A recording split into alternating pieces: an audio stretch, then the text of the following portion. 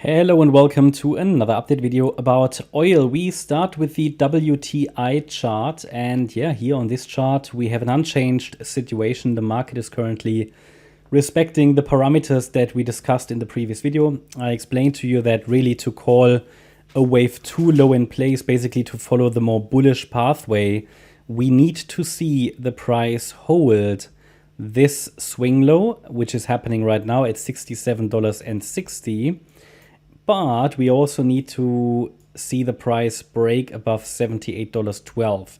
That's the 50% retracement level of this decline that started here on the 20th of October.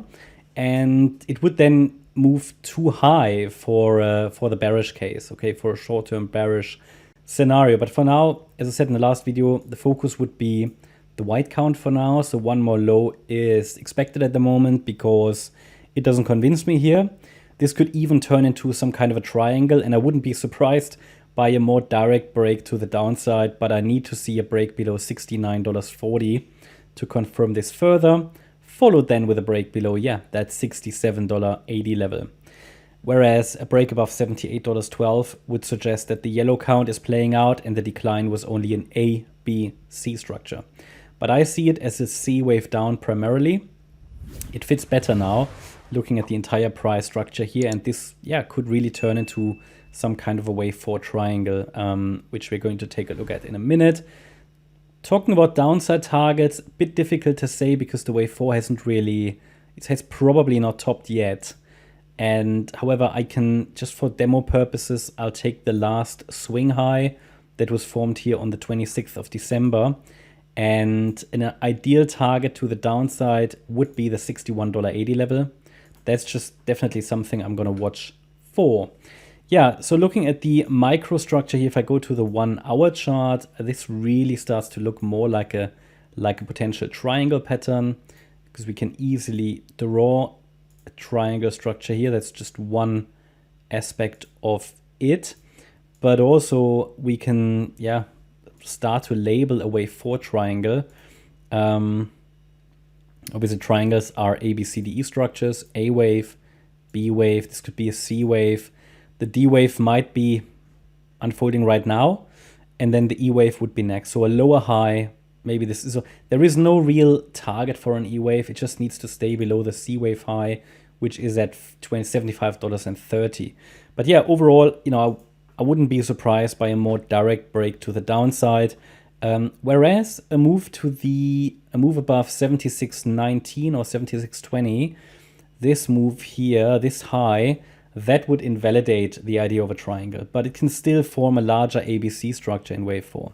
Okay, so there's a little bit of uncertainty how this wave 4 is unfolding, but that's why we have the resistance area on the chart, and especially here the 38.2 retracement level seems to be respected by the price. Yeah, this red zone, the price consolidates basically below that red zone, and we see lower volatility, lower volume. That typically, you know, suggests that some kind of a triangle is unfolding here, and a wave 4 can be a triangle. It can be a triangle. So yeah, I think not much more to add, you know, to the last video. But until the market proves that something more bullish is going on, I think one more low is very likely, and it is my working wave count until the price breaks above $78.12. Now let's take a look at the Brent Crude chart, which is obviously very, very similar, just different levels, but also here we're dealing with a potential triangle pattern. Similar story.